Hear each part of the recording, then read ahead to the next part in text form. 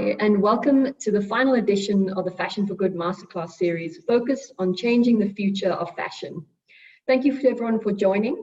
We're going to give it a few more minutes before we kick off, so hang tight for a minute or so.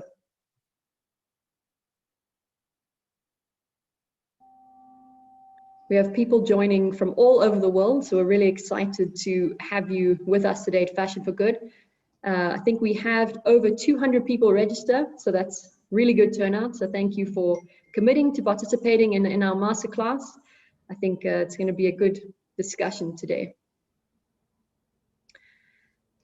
So if we move over to the next slide, I'm Kathleen Rademan. I'm the director of the Innovation Platform here at Fashion for Good, and I'm coming to you today live from our headquarters here in Amsterdam. I hope everybody is doing well. So today we chose to use a Zoom format as opposed to a webinar because we'd like to make this an interactive session and allow for breakouts. So with this in mind, please ensure you do continue to mute yourself so we don't hear what's going on at home. We've pulled together this offering in order to dive deeper in how to think about changing the future of fashion through both an academic perspective and from a brand perspective. We'll be looking at what needs to be done, what has been done, and the thinking around that, what you can do, and then how to bring innovation into the workplace to really move towards greater sustainability overall. So to start off with, I'd love to know who's in the room with us today, or the virtual room with us today. You'll see a poll pop up. Can you please pick who you are and where you're from? And it would be great to know what's going on. So while the poll is being populated, let's quickly review the agenda for today. So to start off with, we'll be having a quick introduction on the Fashion for Good Innovation Platform. I'll be talking to you about how we work, our purpose. I'll then follow up by an introduction to the Associate Professor from INSEAD, Frédéric Godart, who's here with us today, and he'll be sharing his thoughts and experiences on the role of academics in the process and sharing best practices with us through case studies. Thereafter, we'll have a short session with Emma Foster-Gearing from Vivo Barefoot, a footwear brand based in the UK, and she'll share with us further insights from a brand perspective and from her personal journey on how to think about changing the future of fashion. We have a great group of people with us today, and there's a lot of you with stories to tell and anecdotes to share. Oh, great, the poll's back up. So, we look at your screens in front of you, we have just about 50% coming from students, and the other half of that working for a brand. A small group of you are consultants, and the rest of you are just generally interested in this topic. So yeah, thanks for that. Thanks for participating in the poll. So after we've had the short breakout session, as I mentioned, Emma will be walking us through her insights, and then we'll close with a short panel discussion around the critical steps to really move towards change and a sustainable fashion industry. So here's a quick photo of the people with us. You'll also see on your right-hand side of your screen there in real life with us. Frédéric's coming to us live from Paris and Emma from the UK. So thank you for joining us, guys. And thanks in advance for the discussion to come. So before we get started, quick background on Fashion for Good. Some of you guys might know this because you've joined our previous masterclasses, but for those that don't, quick 101. So we are a global initiative. We're set up to connect innovators and industry to really drive commercial adoption of sustainable solutions at each stage in the value chain. So that's a long sentence. What does that actually mean? Basically, in a nutshell, we look all over the world for startups that have a process, a technology, or a product that is more sustainable than what's currently going on in the supply chain.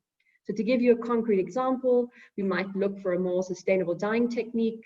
We might look for a more sustainable way to recycle materials.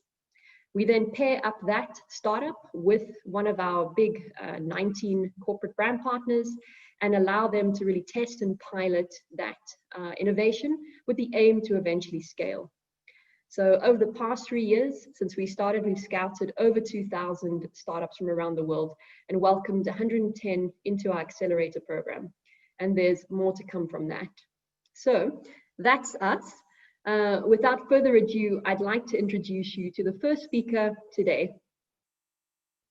So Frédéric Godart is an associate professor of organizational behavior at INSEAD in Fontainebleau, France. His research examines the factors leading to the emergence of creativity in organizations and the global dynamics of creative industries. In particular, he explores the impact of formal and informal social networks on the emergence of novel and useful ideas, and the role played by stylistic and cultural dynamics in the formation of firms' identities. And very specifically, his research focuses on fashion and luxury sectors. So very relevant experience for what we are talking about today. Frédéric also has a book called Unveiling Fashion that was published in 2012 together with Palgrave Macmillan. And he was the Kering Luxury Chair for 18 months during his time at HEC in Paris. And he worked on sustainability issues there and then went back to INSEAD. From an academic perspective, he has a very impressive list. He holds a PhD in sociology from Columbia University in New York, an MPhil in social and political sciences from Cambridge University, and an MSc in management from Sciences Po in Paris. Thank you very much, Frédéric. It's a personal honor to have you here with us today. I sat in your class a couple of years ago, so thank you for joining us for your short discussion. Over to you. Thank you very much, Kathleen. Hello, everyone. So before I start, this is behind me. The picture is very corporate. It's the Fontainebleau Castle. Kathleen probably remember from her years at INSEAD. Beautiful castle. I encourage you to come and visit. Once the crisis is over, the COVID-19 crisis is over. I would start by saying something. When Kathleen and Fashion for Good invited me, I was like, well, this is difficult for academics because when we think about what our contribution is to sustainability, it's not obvious. I mean, I don't own a brand. I don't make products. I don't even know how to do that, right? I wouldn't know how to design. So what is our role as academics? And that keeps me awake at night. And I think perhaps two things.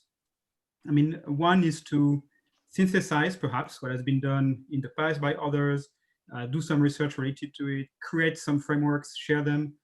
So that would be the first part, and I'm going to talk a little bit about this. But the second part is also to look at best practices, and what is going on in the field, and select some of those practices, try to understand what is going on, and try to spread them, right? And something we do a lot at INSEAD, and Kathleen know that. I mean, like how many cases you've read, Kathleen, at INSEAD when you were a student?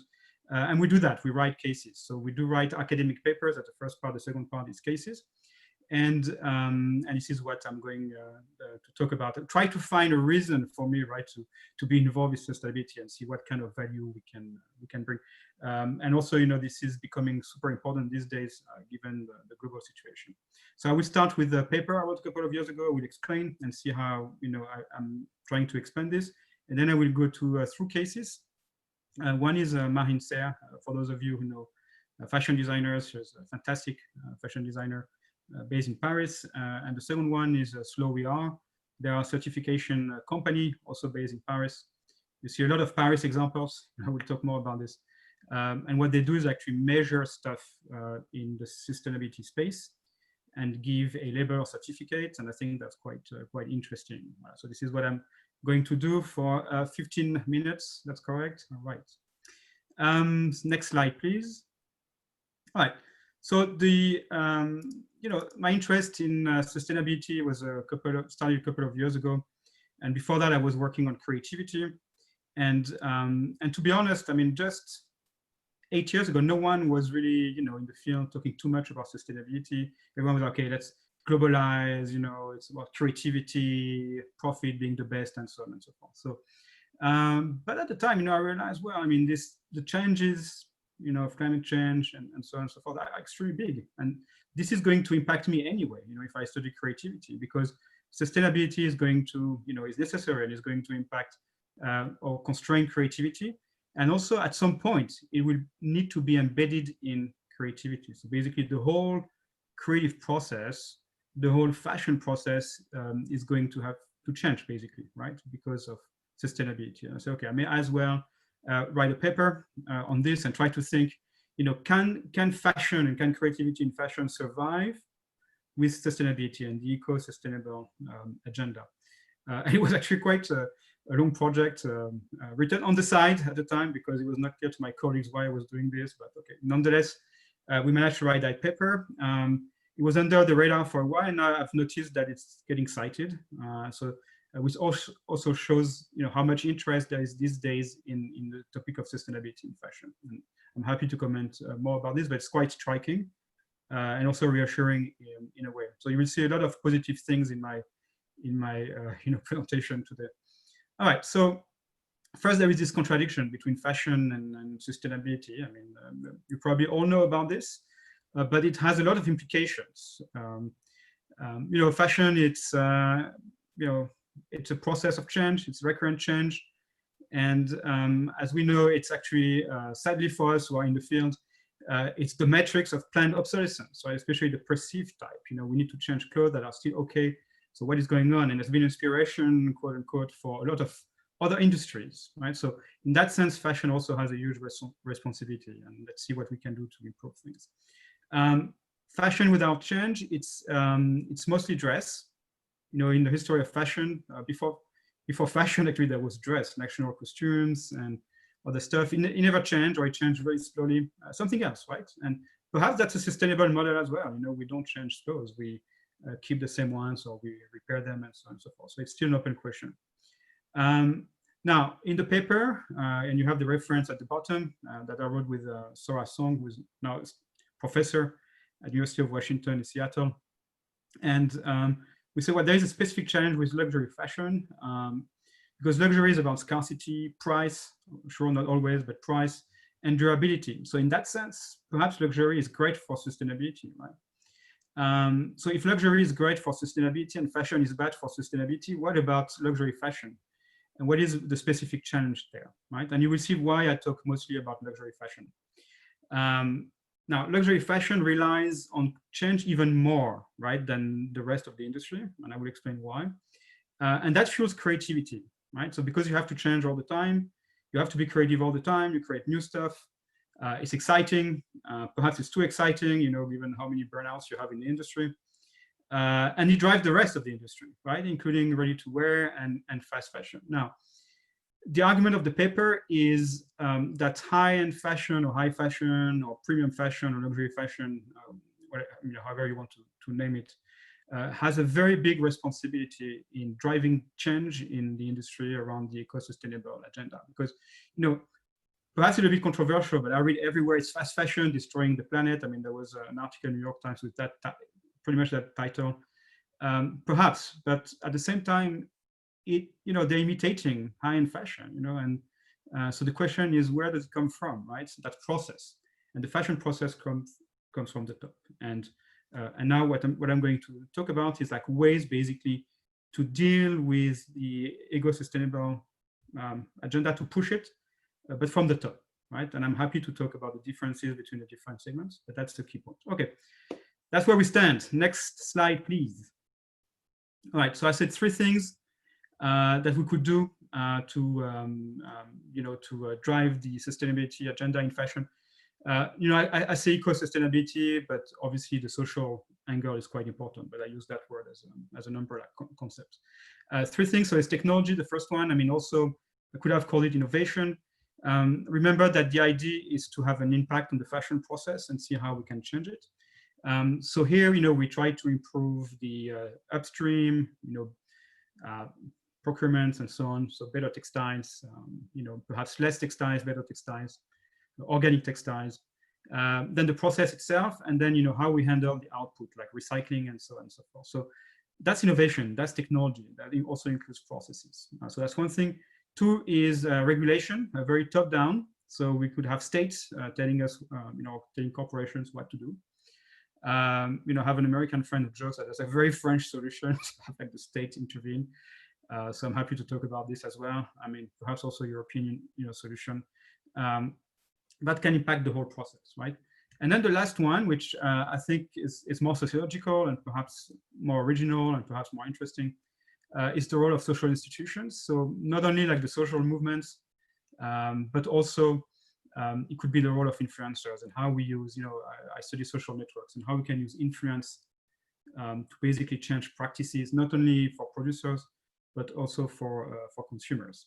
As you can see for these three solutions, which is a framework, so in the article we developed the framework, we say, well, I mean, the challenges are, one is the question of sharing value added and the profit, because whatever is that solution you take, you're going to have like firms that are going to be, that's capitalism, right? They're going to be against it. So how do we deal with that? And the second one is, how do we convince consumers to actually adopt the product, but also how do we involve consumers so that producers and consumers work together? So that's the key of the center of the paper. That was a couple of years ago. Now we have here a poll. If you can answer, what do you think is the most effective lever to push the sustainability agenda in fashion, technology, regulation, social institutions? All of the above in some form of co-evolving, agile, and adaptive combination, and something else. And please tell us in the chat. Obviously, I guess the answer I prefer is quite transparent here, so I'm going to vote for it, and I will explain through the cases what I mean. Obviously, I'm happy to clarify the framework in the discussion and the Q&A. All right, next slide, please. Now, when I say technology, I mean here you have one example. Also happens to be I think an alum of the Fashion for Good accelerator, Orange Fiber. So very interesting. So they develop fibers out of byproducts of citrus juice.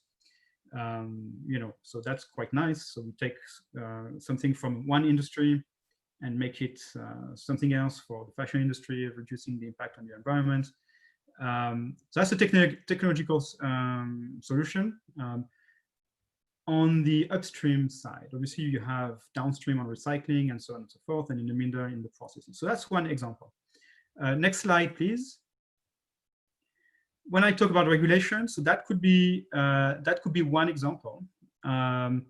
It's the Fashion Pact. I know it's been discussed quite a lot, so I'm not going to go into the debate, so whether it's greenwashing or not. I've read all the papers, but nonetheless, it's an example of how we could use formal norms, whether they're constraining or not, to change things in the industry. It's a nice effort. So in that sense, perhaps something to at least study and try to understand and see how we can actually improve that kind of initiatives. Next slide, please. Oops, the one before. And the last one is social institution. One before, please, on fashion revolution. No, the one, yes, that one. Thank you very much.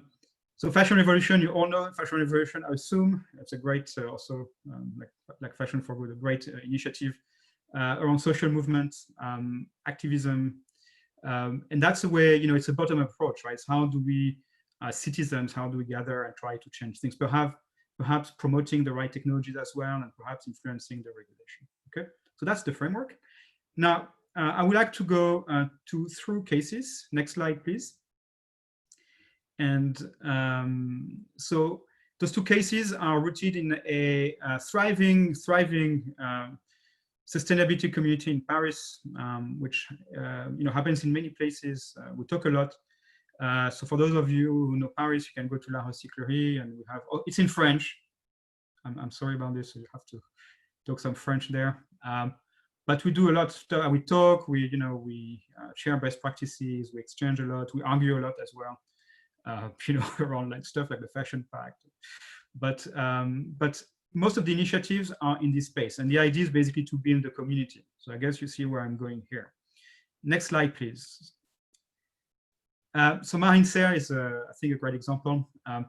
And, I said technology, regulation, social institutions, but in fact, obviously the answer is that we need now to mix all this. And, something I'm doing now in my research is to see, once the framework has been defined, what are the actions being taken, right? And how can we relate these actions in the real world, like INSEAD, or so we are, to what as academics we define as the frameworks and so on, okay?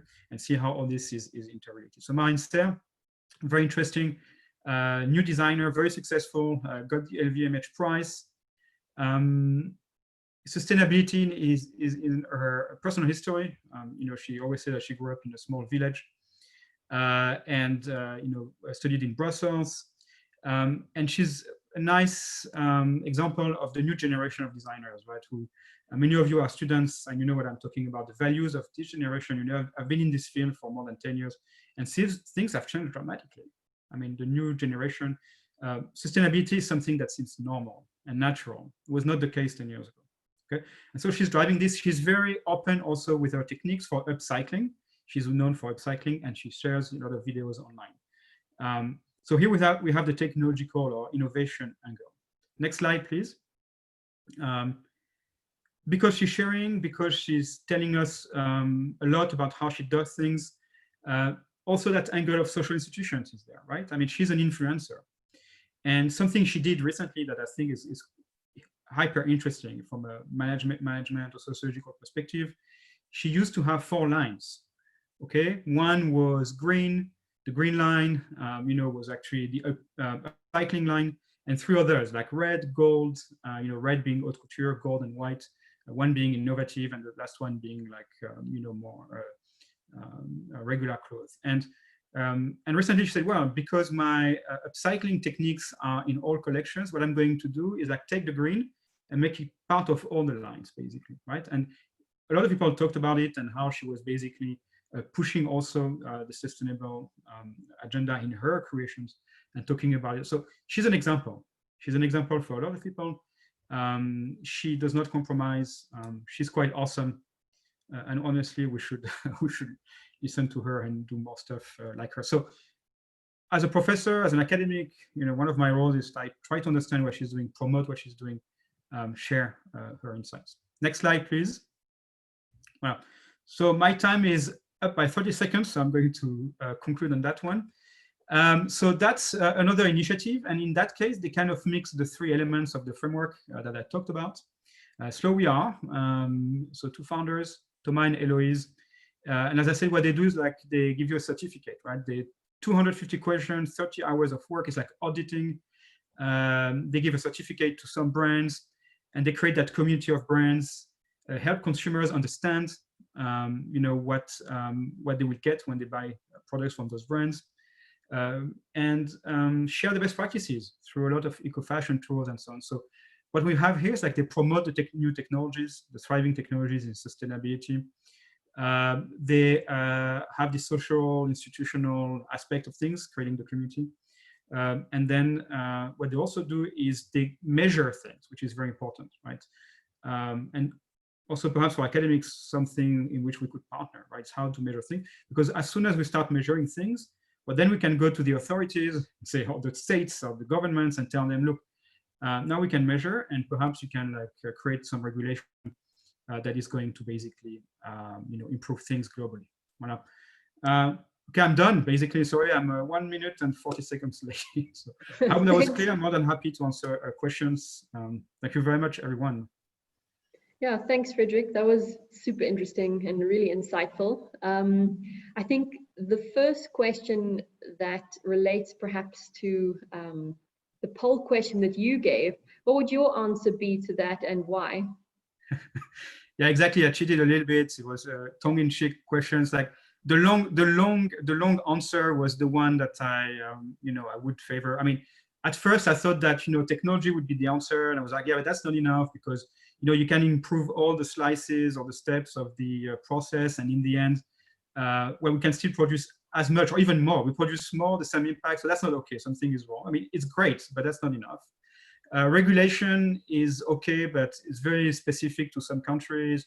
It's not clear what the unintended consequences are. We never know. I mean, so okay, I was like, that's not enough. And then social institutional is okay, right? But without constraints, I mean, it's not completely clear whether you can change things. And so these 2 cases with Marine, Serre, and Slovia made me realize that in fact we need to mix them somehow. Now the question is, how do we mix them? And actually it's more like an empirical question. And what I'm looking at these days is how do they do it, basically, and how is all this interrelated? Super, thank you. I agree with you on policy. I think it's a really important step towards making real change, on creating incentives at least to make real change. We have a question in the chat. Do you have any recommendations for academic readings about fashion in the field of sociology or other? I'm sure you have lots, but maybe your top two that come to mind. Yes, I have a lot. Well, depending what angle you want. I mean, if you want to, I guess, on fashion in general, my all-time favorite is Valérie Steele. She's a professor in New York at FIT, wrote on Paris and history. She's a historian, but has a very strong sociological angle. Diana Crane as well, a very famous sociologist, social agenda of fashion, really involved in, in gender questions and, dynamics of gender in fashion, very, very important, obviously. And on the sustainability angle, I mean, sociologists are not doing a lot there. You have to understand that. So there is the field of sustainability, and what I'm trying is to build bridges between the two. Super, thank you. And I just want to touch on your comments about regulation. From your opinion and from what you know, do you think regulation should touch on the raw materials, so the beginning of the journey? Regulation around perhaps recycled content in fibers that are used, or on the end, on what people do with their waste, or both? If you had to choose, what would you focus on? Yeah, no, I think it's absolutely both. You're absolutely right. I mean, it's hard to now. If we had to give priority, my intuition would be to go on the recycling side, like downstream. But again, I mean, I can understand that people would say upstream is more important because it has an impact early on. But downstream also. I mean, one reason is that a lot of products are in the West. We know where they are. We can perhaps control them more. And I'm talking from a European Union angle here. So perhaps other people from other countries have different perspectives. But obviously, it should be both, right? Super, thank you. And maybe one more question before we jump into the breakout. You teach the fashion and luxury module for the MBA class. With what's happening in Corona times and thinking about brands shifting towards more sustainability, how will the way you teach change? What do you think you'll bring in that's new to what you're teaching students to enable them or empower them to make the changes that they need to within organizations? Right. So obviously we're all on Zoom now, so we're reducing our carbon footprint quite dramatically. That's quite something. But I think look, I mean, Kathleen, that a couple of years ago, I didn't have much about sustainability in my teaching. I mean, it's not that I didn't care or I didn't think it was important. It's just that it was not of much interest to most people, right? And so I think it's also the role of professors to push this. I mean, and I think something important would be for students also to see concretely what we mean when we say, okay, new types of fibers, when we say recycling, upcycling, what does it mean, right? And this is also why, like someone like Marine Serre is great, because she shares her techniques. Fashion is a very secretive industry, and for researchers, it's really a problem. But when someone shares on YouTube videos about how they do stuff, well, that's quite awesome. And I think we need more of this. And I think part of the role I can play is that. Mm-hmm. Super, thank you. So I think we now have time to move to the next part of our program. So that'll be a breakout moment. And basically what we're going to do now, Nicola, our back of the office super organizer, will move us into different groups. So it's going to be 10 minutes for a breakout. There's a lot of you out there, I think, with really good ideas, with good questions.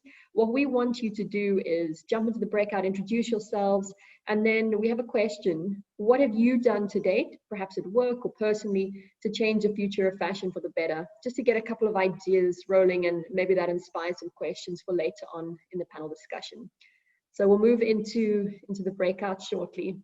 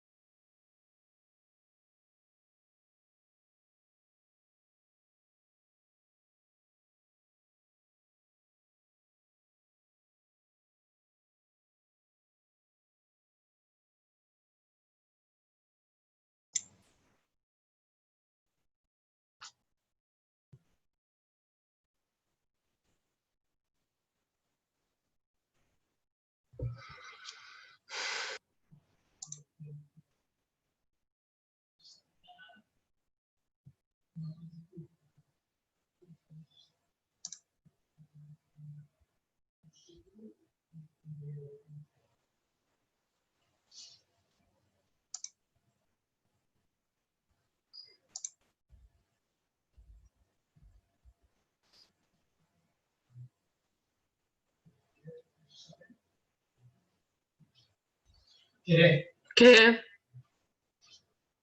Tens algun currículum vell? A veure, estic enmig d'una... A veure, per què? Bueno, li han dit que n'ha de fer un i me'l demana a mi. A veure, si tu connectes a Google i a Microsoft, hi ha un enllaç que és currículums, ¿vale? Mira, Caro, mira, que te l'ensenyo. Escolta.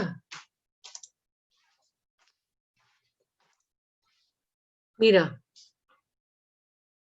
És molt pesat, això. Mira. A Word. Microsoft Word. Pots anar. Currículums. I et surt tot de plantilles, ¿vale? I si no, googleja, ¿vale?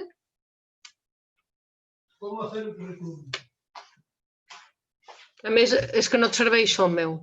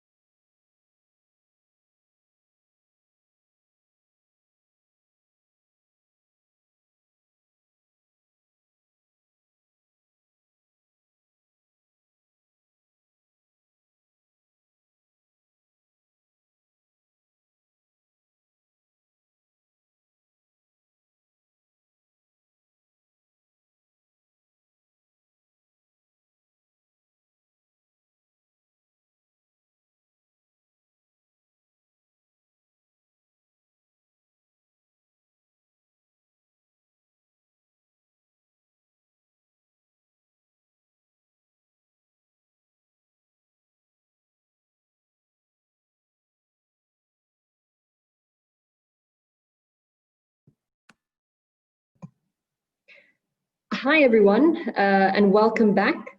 I see for some reason all of your videos are on, so you're welcome to turn them off or you can keep them on. Thanks for joining. I understand there's a couple of new joiners who've had a little bit of technical difficulties, so sorry about that, and welcome to any new joiners that have just come online. Thank you for joining us today. So I hope there was some fruitful discussion that happened over the last 10 minutes. And we're really excited to introduce our next speaker to you today. So joining us today is Emma Foster-Gearing. She is the Director of Sustainability at Vivo Barefoot. She worked most recently with leading brands from luxury British fashion house Burberry to leading global retailer Primark in the pursuit of sustainability. So Emma's journey with Vivo Footwear is an exciting phase as they join forces to scale reconnecting people and nature. So thank you for joining us today, Emma. I'll now hand over to you. Thank you, and hi everyone. It was absolutely intimidating to follow Frédéric's very academic presentation. So we're going for a slightly different theme on this one. I don't have quite the same qualifications. So what I thought might be quite useful today is to try and add a bit of color to the story that I've experienced of sustainability in fashion and some of the lessons I've learned, and just try and get some thought and some discussion going, I think. So thanks very much for having me. I'm going to start the session with a poll, if you don't mind. Basically, I want to try and understand what the temperature is in the room right now. So normally you would kind of get asked what the meaning of sustainability is, but I'm going a little bit further than that, and I'm assuming that everyone in here knows exactly what it is. So if I could just get a response, then I will know where to start, I think.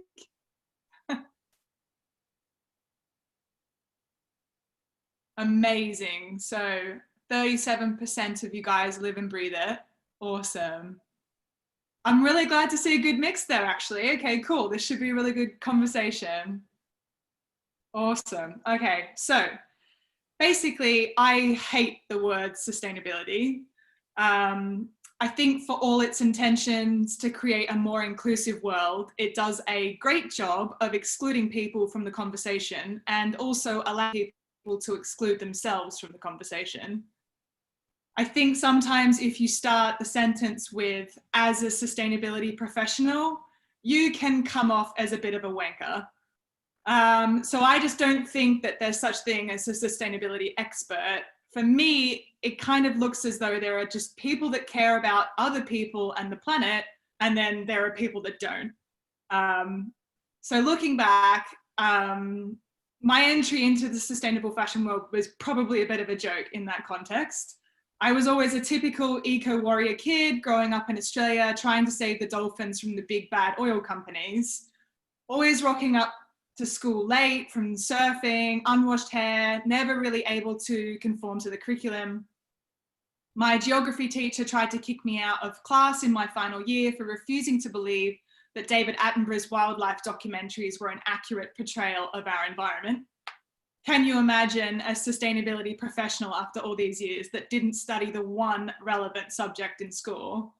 And the reason I'm talking about this is because the topic of today's session was all about education, the future of education, and how that's going to influence the future of fashion as well.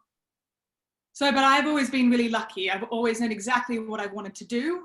The hardest bit has just been finding out how to do it, which has just changed so dramatically in all these years. So when I left school, there was no such thing as a degree in sustainability. It just flat out didn't exist. In Australia, if you were anything less than the next Steve Irwin, your options were pretty bleak. That being said, what we did have was a lot of opportunity to work really closely with animals and nature. And apart from the 2 years where I worked for Chevron, where I was paid to literally kill animals and destroy nature for their natural gas projects, it was a pretty amazing grounding. I studied engineering and I got involved in the construction and mining industry because I've always believed that if you want to change the system, you should definitely learn how it works. Skip forward 10 years and I realized that the reason that the University College of London agreed to let me do a PhD in sustainability was because they were equally as confused about what it was and how it was changing business. Truthfully, I never really believed I'd finish my PhD and become a fully fledged doctor. It always seemed far too highbrow for a low-key convict upbringing. So after the offer came in to work for luxury fashion brand Burberry, and I finished Googling who they actually were, I jumped at the opportunity to get my hands dirty again. And I think that in reflection, sustainability for me has always been about power dynamics. So in Australia, the power rested with the mining companies, which is where I worked. They controlled the regulators. They were run by the moguls who controlled the media. So that was where I was hanging around. In the UK, the power seems to rest with the international brands. They wine and dine with the politicians, they influence the free press, and they control the masses. That's why I've kind of ended up there. In theory, I've always thought if you could worm your way into the nucleus, then that's where you're going to make the biggest change. So at Associated British Foods, who own Primark and a lot of other consumer brands, the smallest incremental change that we could make there had the potential to influence millions, if not billions of lives. So why am I telling you this? You probably signed up to this thing to get some really valuable insights into what fashion brands are going to do to drop the next Tesla of t-shirts. But the truth is, I've always really believed that sustainability has been and will be in the eye of the beholder. I think even our best attempts at making what is so often a subjective topic and making it objective often results in the misuse and manipulation of science and poor data. And I think probably Frédéric would agree with me there. Which is why education, although I totally agree is fundamental to our future, I think now starts to need to become about arming people with the ability to ask questions, not just know all the answers. With the rise of social media, we've said goodbye to the era of corporate responsibility. Brands are no longer hiring super talented, extremely intelligent sustainability professionals to be their caged up public reputation monkeys.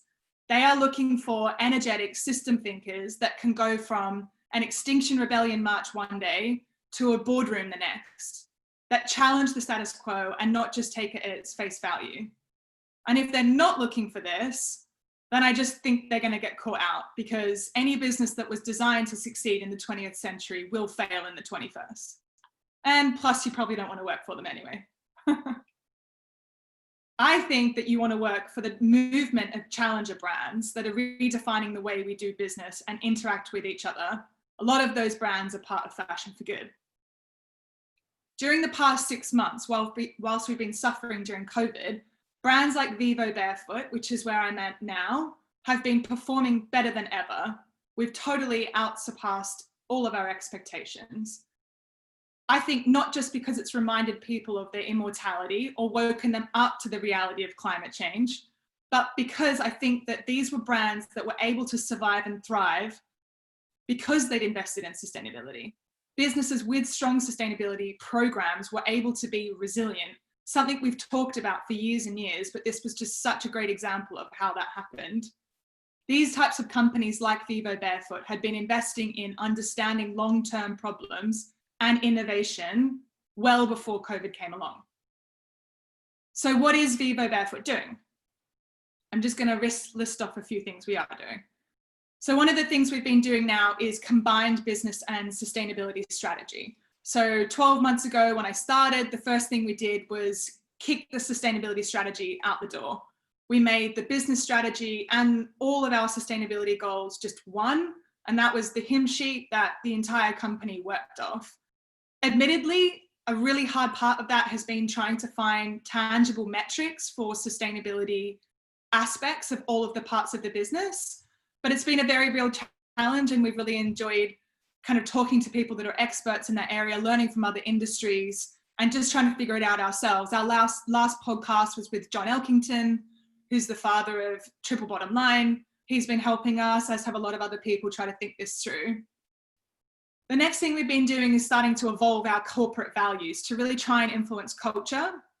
We've seen during COVID the importance of having a really strong culture in companies. And one of the things we've been doing is working with Laura and Giles, who've written a book called Regenerative Leadership. And they've been helping us trying to make our whole value structure just much more about regeneration, really appreciating the value of patience and silence and reflection, understanding that things move in seasons. All sounds a bit hippie, but I can tell you it is absolutely affecting the bottom line, and it is very, very powerful stuff. We formally launched our Live Barefoot Foundation.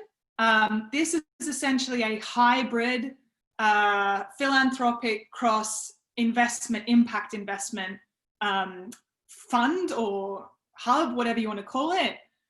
We've bent some of the legal rulings around investments to make this happen. And we're now basically investing in anything that we can that has a really good regenerative payback from an environmental, social, and economic perspective. So some of the things we've just got over the line are kelp projects around the Devon coastline, seaweed, beavers, mushrooms and mycelium, underprivileged populations, and also Ethiopia. We've started to make first kind of best-in-class regeneration hubs where we can make our products out there. The next thing we've been doing is looking at holistic business information systems so that all the departments, all the flows of value are working together. That's been really cool, connecting technology and really taking tech to the next level. Educational platforms, organic social, moving millions of pounds away from Zuckerberg's pocket and just making sure that what we're getting out there is super authentic, engaging stuff. Supply chain engagement, radical transparency, efficient packaging, logistics, improving quality and fit, scanning, foot scanning so that you get right fit, right time, membership programs. One of the things I'm really proud of is we did a huge consolidation project where we completely reduced all of the product weight components, supply chains by 70% over the last 12 months, which has been huge. I could talk about that all day, but I won't. And then in the next 12 months, you'll start to see partnerships with Woolmark, with Basquiat, with Oliver Ellison. We've done some partnerships with some survival experts, where we're coming away from conventional norms. For example, we have got an outdoor boot that doesn't use PFC-based water repellency, but we actually give a little beeswax with the shoe. We give instructions on how to keep that water repellency coming on that natural leather, which is, I think, really cool. More options for vegan, including hemp and algae bloom. New orthotic insoles with 100% recycled and recyclable content. Minimalist recycled packaging. 3D printing, hybrids, a new HQ out in the wild, and we just became a B Corp certified business for good, really proudly with a score of 99. So that's all happened and happening. And I'll just finish by saying, I think it's important to think about where you start. So too many companies, in my opinion, try to do more of the wrong things righter, rather than stopping and thinking what the right thing is to do in the first place. So starting from a position of health and sustainability, rather than trying to fix something. At Vivo Barefoot, the first thing we do is say, is this product or service actually connecting us with nature, making us feel more human, and dealing with important environmental and ethical questions? Then we go down a list of, is it repairable? Does it have an end-of-life solution? What are the materials made of? Are there any virgin plastics, et cetera, et cetera?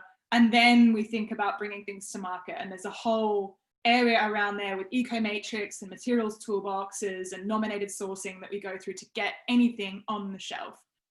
But yeah, that's kind of all I wanted to take everyone through. So hopefully let's give some good conversation. Thanks. And thank you for having me. No, thank you for joining. That was super insightful. Thank you.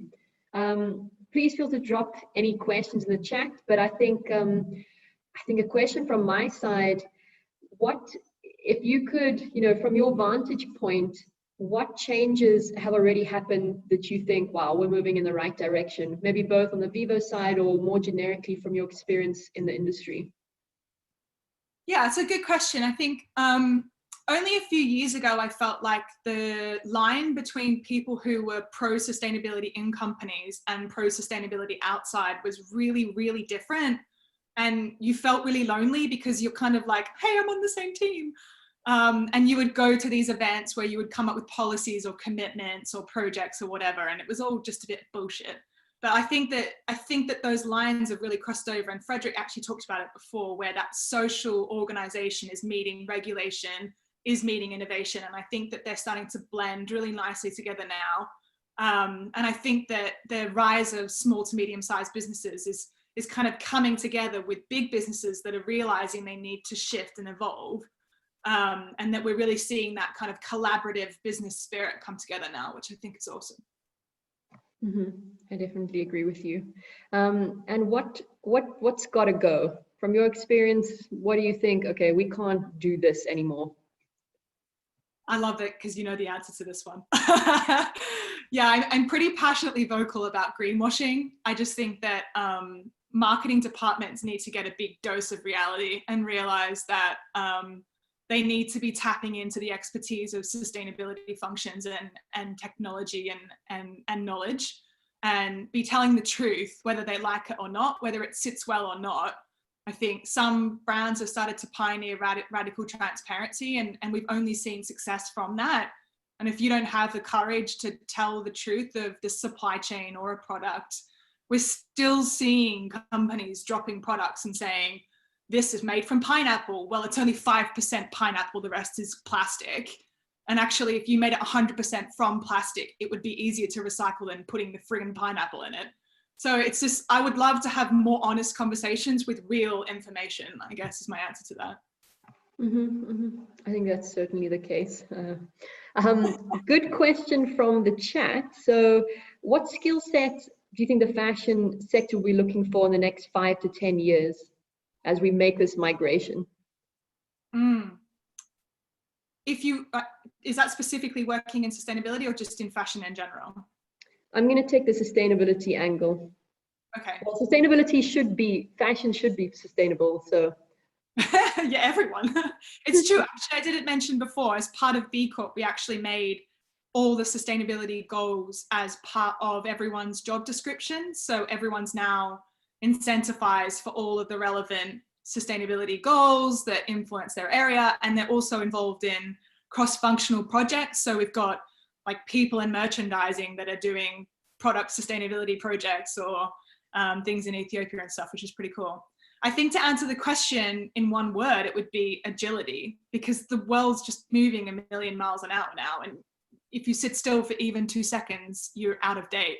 So I think you've got to have agility to think quickly and to come up with solutions and to kind of roll up your sleeves. And you know, it's not always going to be positive and bells and whistles and, you know, wonderful, sexy things. It's going to be tough, right? Yeah, and I agree with that, especially looking at it from an innovation angle where we pilot new stuff all the time. You're going to fail often, and you have to, I guess, dust your pants off and get up and do it again, and be okay to adapt. So I think that's the right key word. 100%. Yeah, definitely in the innovation world more than ever. Yeah, I would agree. All right, super. Well, thank you. We're going to move over to the panel now. Please, for the people on the line, continue to drop questions in the chat. I'll be going through a couple of panel questions with both Frédéric and Emma, but if there's something burning, please drop it in and I'll be happy to see if there's a slot to answer. So we prepared a couple of questions. I think to start off with, I think I'll ask Frédéric because Emma just spoke. Changing the future of fashion, what does that mean to you personally, and kind of how do you think about making change in your own life?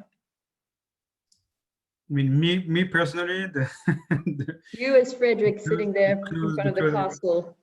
Yeah, no, I mean, this is actually an excellent question, very valid. I mean, look, my practices, my personal practices, individual practices in the way I consume fashion have changed dramatically since I've started studying the topic.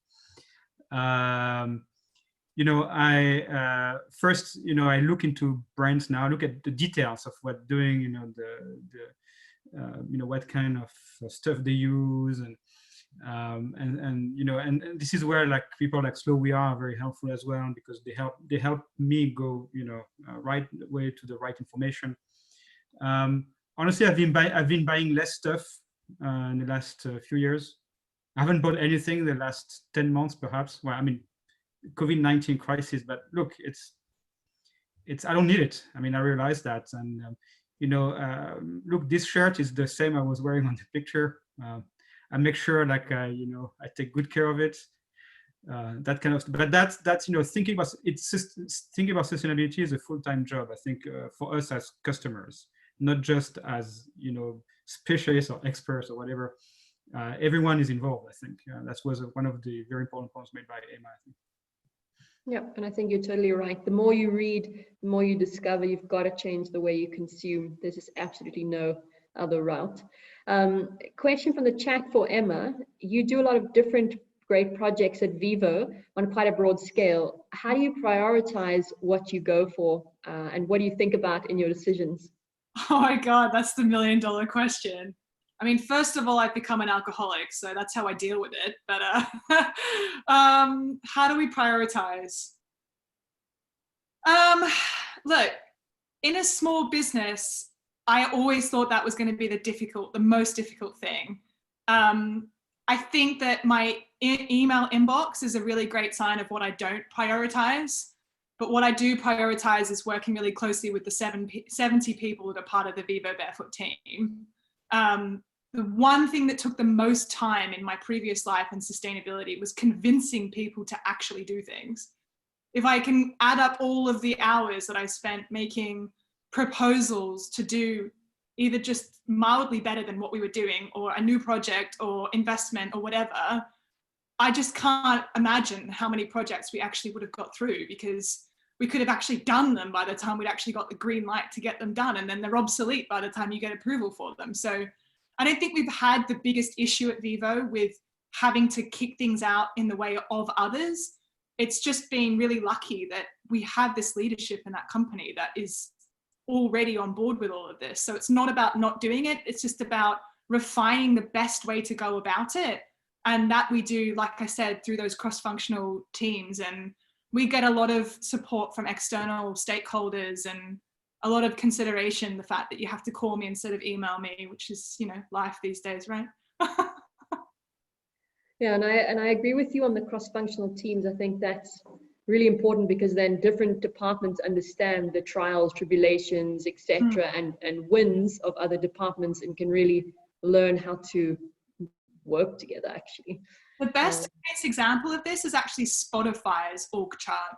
So our org chart is a flower, and it comes out and it like crosses over all in the different project areas. Spotify's is amazing. If you ever get a chance of looking at it, it just makes them so quick and so powerful at what they do. It's really cool. No, I agree. I think that's a good learning for big companies in particular. Frédéric, a question for you, sitting with the academic seat. Where do you see the research being focused right now when you look at sustainability within fashion? And maybe also Corona's had an influence on the direction that the research is going in. Right. So in fact, it's also related to some of the questions I'm reading on the chat. I think the key question now, especially from a sociological angle, is how we can drive cultural shift. I think that word being used by with Ismail, yeah, I think cultural. What are the techniques we can use, right? So obviously, as I said in the presentation, I use social networks. The question is like how. So it's about using influencers, but it needs to go beyond that. Is how we build communities, right, that can sustain, because it's one thing to have influencers, well, like brokers and in the hub and spoke structure of networks, but you need to have closed networks and local communities that are also involved, and in that sense they make sustainability part of the culture, and it's it's like driving change in an organization. We need to drive change at the level of societies now, and that's the key question, and I think a lot of sociologists are working on this. That's the number one question. And maybe Emma, from your viewpoint, from a brand perspective, what role do you play in having a cultural shift? How do you actually invoke action? Oh my God. I feel like this is a question for our head of marketing. I mean, a great example is what we've done with the podcast. So we approached Earth Day this year, and the traditional approach to Earth Day is come up with some kind of like wonderful story about how you're going and planting trees, right? And hey, we're carbon neutral because we spent a whole ton of money in the carbon market and then planted some trees and then pulled them out 5 minutes later. We didn't want to do that. So we started to do this podcast thing, which started to just be conversations with amazing people to try and kind of have these intellectual moments or just social moments. And the impact of those has been unbelievable. It's just been so different in terms of how much people actually believe what we're saying. So normally a branded message along the lines of get out in nature would just be a bit of, you know, fluff to sell whatever it is that you're selling. But now actually then the two aren't even really connected. It's just our social mission is kind of running as almost a separate business unit to what the product does. The product is there in order to arm you with the kit you need when you go out in nature. But actually the truth is that the message and the engagement with the community in itself is becoming the commercial exchange. So there's a really interesting book called The Platform Revolution, which is basically talking about the kind of Uberization of product-based businesses and moving more towards service-based economy. And that's, I think, what we're starting to see. And through that, you're able to actually generate at a very real level social engagement and social kind of advancement and scaling, I think. Does that answer your question? I feel like I just waffled. Yeah, no, I think you're right. And I think it's both the role of brands to educate. I think it's our role as consumers to read a bit more. For example, here at Fashion for Good, we try to do our part by having a museum that allows you to touch, feel, and understand what innovation and sustainability actually is. So I think you're right. I think it's on both parts. Thank you. So if we're looking at I don't know, the future of fashion, I think I'll start with you, Frédéric. What innovation or what do you see that's coming online at the moment or to come that really inspires you and you think, wow, if I'm going to put money on this, this would be the ticket? And then I'll ask the same thing to you, Emma. Wow. So are we making predictions about stock markets? Or is it Well, these innovations are not listed, but let's say you're a VC and you had to back someone, who would it be? Or not who, let's not name, but maybe a technology. Well, that's actually a fascinating question. I mean, you know, it's caught me a bit off guard because I don't know exactly what to say. But you could see in my presentation also that I have this fascination for new fibers, new fabrics. And so it's definitely something. I mean, there was a big event in Paris recently around textiles. You know, we have all these fairs. So we went there and we talked, like Florian was there as well. And the question is, you know, what textiles for the future, right? And that's absolutely fascinating what we can do. Obviously, the question is, you know, when looking at those brands or those organizations or firms that make new textiles, new fibers, the question is where does the input come from, right? I mean, are they relying on another industry that is actually very bad for the environment? And do they depend on them? Because obviously that could have all kinds of unintended consequences. And so that's something I really look at. I mean, so are they independent? Are they autonomous? Or do they rely on other industries? So that's the main thing, but definitely fibers. Mm-hmm. And I think you're absolutely right. If you look at the biggest impact areas, raw materials, we have a long way to go there. And it's an area where we can substantially reduce water and CO2 footprint. So I think that's a good bet. And Emma, on your side? I'm going to slightly controversial answer to this one. I'm a little bit annoyed at, not annoyed, that's not the right word, bored of the kind of constant delving into material solutions when actually they're all just made of the same carbon blocks of life. And I get why it's there and I get why the competition's there and I'm supportive of it all, but I feel like for me, the most exciting thing is new business. And I love the idea of if I was an investor with a ton of money right now, where would I place it? And for me, it would be new organizations that draw the line between business and social organization. I think that they're the things that are going to kind of rise as we're looking for not what the solutions are, but people that are going to implement the solutions. And I think that tails over into also this huge surge that we're seeing in impact investing. So you would think that COVID would even slightly touched the rich. Seems like it hasn't. They're just looking for more glorified ways of where to put their money. And the opportunities at the moment for impact investing in things like regeneration projects, rewilding projects, social missions is just through the roof. So I would be putting my money at the moment in those how projects, basically, those big picture how projects, if that answers the question. Yeah, no, definitely. And I saw actually on the chat, there was a question about how do we continue to make revenue as a brand when our essential business model is to keep selling. I think you touched on new business models. I think looking at re-commerce, rental, and resale of secondhand garments is an area that is also definitely picking up, and another revenue avenue for different brands to consider, particularly those that sit in the mid to upper end of the market. That's a great example, because we launched the world's first kind of online e-commerce product recyclable, recycling program, Revivo, and we did it almost by accident. It actually answers the previous question around prioritizing of projects, because we didn't prioritize it. We launched it, we didn't put a huge amount behind it, and it's been a huge success. And we're just about to announce an amnesty where we're going to ask people to send back their Vivos for us, because we don't have enough right now. So if they want them refurbished, repaired, recycled, we're going to ask people to bring them back in so that we can do that with our partners there. But that's now become part of our central P&L and our accounts, even though before it was just a project. And overnight, it's been so good, it's come back up and it's been a really central part of business. So. Yeah, I completely agree. And it's a super cool program. I'm very for it. Quick question to Frédéric. How do we link employees' incentives to sustainability standards widely used? So how do we kind of create that incentive structure? And how do we think about embedding sustainability within an organization? Maybe from your perspective. Right. So obviously a key question. I think I was reading the questions in the chat. What is interesting, there is also a question about, how to change behaviors within society. I mean, what is interesting, the key difference between organizations and societies, that you can hire, the right people in your organization.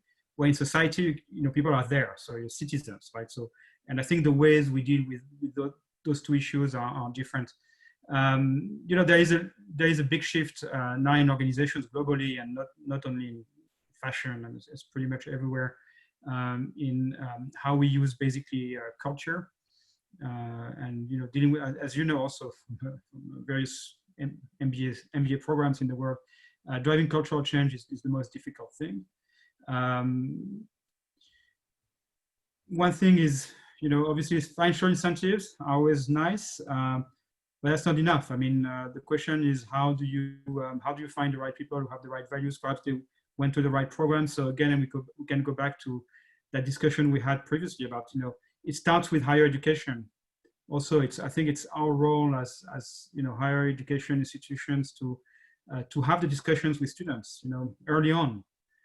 So then when the time comes to join organizations, everyone is ready. Also, has made the effort to understand, what's, I know Emma doesn't like the word sustainability, like, the right, effort to understand the changes of this world, that kind of stuff. So I would say the hiring process is key. And then constant discussion. I think this notion of transparency is quite important now. So we don't want to be transparent about everything, but at least for these processes we should. And by the way, it also involves ethics. When, in my view, when we talk about sustainability, we also need to talk about ethics. I mean, it's hard to disentangle the two. I mean, when I talk about financial ethics and behavioral ethics and so on and so forth. So that's my complex answer to a complex question. I can add a little bit to this too, Kathleen, if you like. From an organizational perspective, what we did at Vivo was we mapped out all the kind of key frameworks that there were on the industry. So everything from the SDGs to GRI to DGSI, apologies for all the acronyms, blame the people who made them, all of those frameworks, Fashion Revolution, Rank a Brand, etc. We put them all in a big, dirty, great big spreadsheet, and then we consolidated them. We then used that to inform setting our business strategy, Once we did that, we then let that filter down into what that translated to in terms of actionable short, medium, long-term tasks. And then we assigned that to everyone across the business. And we let also people have autonomy over what they also wanted to choose. So if someone in the finance team really wanted to be involved in a project that was using mycelium coming out of Asia, like they could do that if they wanted to as well. So we allowed a bit of flexibility, and then now that just grows and grows and grows and keeps evolving. From a personal perspective, I think that I think you've just got to keep your eye on the long game, because I've been an agitator my whole career, and it's only been in the last 6 months that that has started to pay off. And I just keep asking questions and keep challenging what I'm being told, and keep looking at things and being like, hey, this isn't right. You know, on your point, Frédéric, that's unethical. And just keep questioning that. Like, it's not so long ago, I would never have been allowed on something like this because I was a friggin' PR liability.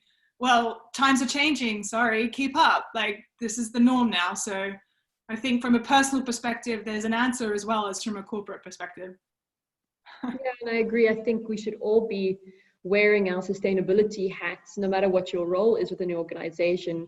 You know, sustainability should be not a goal, it should be just, it is, as opposed to, you know, part of the ticks boxes that you have to make every month or every year. Frédéric, Can I say something? Yeah, definitely. So there was Simona who made a great point on integrity. I mean, something I forgot to say is like, the reason why we can't have sustainability without integrity is like, without integrity, people, I mean, it's not only greenwashing, it's like people are going to start lying, faking data, just to look great. And we cannot allow that, I mean, to happen. We need absolute integrity. If we want sustainability to be successful, we need higher levels of ethics in business. And I believe also people who have higher ethics, they will understand that sustainability is important.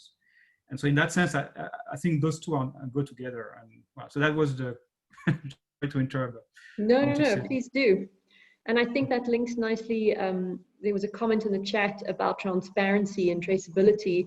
That's an area we spend a lot of time on here at Fashion for Good, to really make sure that there's solutions available so that you can see, is this cotton in my shirt really from this farm, you know, I don't know, 8 or 9 tiers back in the supply chain. Those are really important innovations that need to be given airtime and to be tested.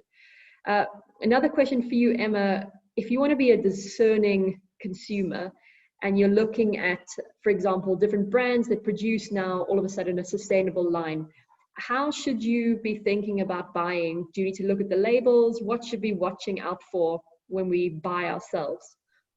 Oh my gosh, I love that question so much. I'm actually thinking about starting a whole business just around that question. You know how we've seen the rise of influencers now? I get so many messages from influencers that are like, should I work with this brand? Are they full of shit? Are they lying to me? It's like such an industry in itself now. There are some pretty key things to look out for. I'd say that probably the first one is just if they use the word sustainability more than once, they're probably lying. But I don't know. I think, look, that's such a huge question. I think the key is just to ask questions. I mean, don't take anything at face value. A really close friend of mine who's a plastic campaigner literally put a video up last night showing that just a really harmless looking Johnson's body wash has styrene in it, which is just plastic. It's got plastic polystyrene particles in the body wash that you put on your body and then it goes down the drain. And it's just stuff like that that you wouldn't even think. But once you do what I've done and work behind the scenes for as long as I have, you understand that chemical regulation is completely corrupt and totally messy. And that's why organizations like Fashion for Good are so important, because you guys are, you know, you're that middleman that's checking that and then going, actually, that's actually not good enough. Here's some better solutions, you know. So I think it's checking who the brand's working with. Are they part of things like Fashion for Good or are they not? Because that's a really good call straight off the bat, whether or not they're being collaborative. B Corp is probably the best certification. I would say you could probably check anyone on the B Corp directory and know straight off the bat that they're to trust. Yes, they're all on journeys, but you know, that thing's as rigorous as you're going to get in terms of a certification. The other one's cradle to cradle. You cannot fudge the cradle to cradle certification. If you want to get something ethical and environmentally friendly, cradle to cradle is the cream of the crop. But yeah, I mean, I guess talk to people as well, you know, like there's lots of people like me that are available if you want some support knowing what's true and what's not. Absolutely. And there's actually, I saw someone drop this in the chat, an innovator called Good On You that does a pretty good job. Australian, by the way. They're Australian, just FYI. Australian Good On You innovator. No, they do a very good job of highlighting different brands and what they're doing well. That's a good source I think you can turn to for more information. And I agree with Emma, you need to read as well. I mean, here at Fashion Good, we do a lot of medium pieces on how to think about things. If you really want to make a difference, you got to get stuck in, I think. We spoke earlier about moving into the fashion industry, and Emma, you mentioned agility as being a key skill set. Frédéric, having seen lots of students flow through your doors, if you had someone wanting to go into the fashion sustainability industry, what skill sets would you encourage that they develop or think about? Well, I mean, so first, overall in fashion, I mean, all the things I've seen, you know, in the last few years is that you have to, I mean, it's a very uncertain industry. It's very ambiguous. It's not clear what you have to do. It's very secretive. So you have to be able to deal with that type of environment. You know, people make quick judgments and so on and so forth. So that's, okay, you need to have a tough skin, right? So that's one. But two is like you have to be curious. You know, you have to be, and actually relates to your comment about reading. I mean, you have, you know, it's an industry that that basically, you know, is connected to many other industries. I mean, the movie industry, you know, all kinds of technological industry, high tech, you know, you name it. So this open-mindedness, I think, is very important. And that goes obviously on top of what we say usually about, you know, joining fashion, where you need the passion, you need the knowledge of the industry. But I would say these two things, like dealing with ambiguity, being ready, basically, to deal with that and uncertainty. And the second one is, you know, that notion that you need to be curious, basically, open-minded. Yep, and I agree. And I think certainly at Fashion for Good, we also look for characters that are able to get stuff done and really trudge through the difficult steps to getting things done. Because working in sustainability is amazing, but it's sometimes difficult. And I think we need to acknowledge that change takes time. So you need that sort of oomph to really get you through. So last question, crystal ball question. Let's say we fly into the future 5 to 10 years from now. What would you like to see, or what do you think we're going to see with respect to the fashion industry, yeah, in that time period? Maybe I'll start with you, Emma. I mean, my long-term dream is for the whole world to turn into Pandora from Avatar, and everyone to just kind of be at one with all the plants and animals, but that's another story for another day. I think in terms of the fashion industry, my big thing is that I want all consumers to be able to see the bottom of the iceberg. You know, at the moment we see this wonderful fashion show or something in a store or on an Instagram, or, you know, list pretty little thing, boohoo, whatever culprits are doing that exterior aesthetic. But it's so little people that actually understand that real bottom of the iceberg that goes into the fashion industry. And I mean, an article came out recently saying that because oil levels have dropped because of transport in COVID, that in China now the oil fossil fuel companies are going straight to making polyester, and that's where the demand's coming for now, just cheap clothing. Fossil fuel used to be quite far away from the fashion industry. It's now right up next to it, and it is a huge part of it. There is just no way that you can be ethical and be buying a virgin synthetic product. End of story. So I think that I would love to see radical transparency, like filtering onto and empowering people to make the decisions they want to make. If you want to fuel that industry, then go ahead and do that. But at least you have the information to make that decision. Right now, all that's happening is that we're pushing more and more and more information down and away from people, when I want the connection from politics to fossil fuel to fashion to waste to, you know, everything. I want that all to kind of be available for people to make up their own minds and their own judgments. Yeah, I think you're absolutely right. Frédéric, what are your thoughts? Future. Well, my answer was excellent and inspiring. So I'm just going to add something about virtual worlds, you know, and because I also love sci-fi. Something that the fashion industry had to think about is, you know, how do we go virtual? We're all on the screen right now. I'm using a background. Soon we're going to have avatars real time. So what does it mean for fashion designers? What does it even mean for sustainability? I have no idea. I mean, to be honest, it's like, what is the impact of designing a virtual outfit or a virtual pattern? Is it zero? I mean, is it perhaps the solution to the issues at hand in fashion? Perhaps, you know, having just avatars and virtual clothes is a solution to the sustainability problem. I don't know, but certainly something to think about in video games. You know, if you have children, you know that Fortnite is very big and they have their own avatars, and there will be more in the future. So I'm thinking about that kind of stuff these days. Yep, and I think a link to that is all our data is stored in data centers. They're mostly powered by coal and non-renewables, so we've got to focus on that as well. And I think same for within the fashion industry, a lot of energy at the moment is non-renewable. So that would be my wish. Everybody move to renewable. I love it. Awesome. Well, thank you so much. We've come to the end of our panel. Thank you to you both for joining. I think it's been a really interesting and fruitful discussion. I hope all of you on the line have enjoyed it. So to close, this is the final of our 3 series of masterclasses. So thank you for joining, for those that joined all 3. In the previous masterclasses, we heard about innovators working on different parts of the supply chain, how the innovations came to live in collaboration with different luxurious brands, and how emerging brands take the innovation directly to the consumer. So we're going to move to the chat now. You can drop any remaining questions you have in there, and we'll answer them for the next 15 minutes. For the future, don't worry, this Slack channel is not going to die. We're going to continue to use it as a space for change makers such as yourselves to continue the conversation. So please continue to drop questions in there. We'll drop articles or interesting reads in there.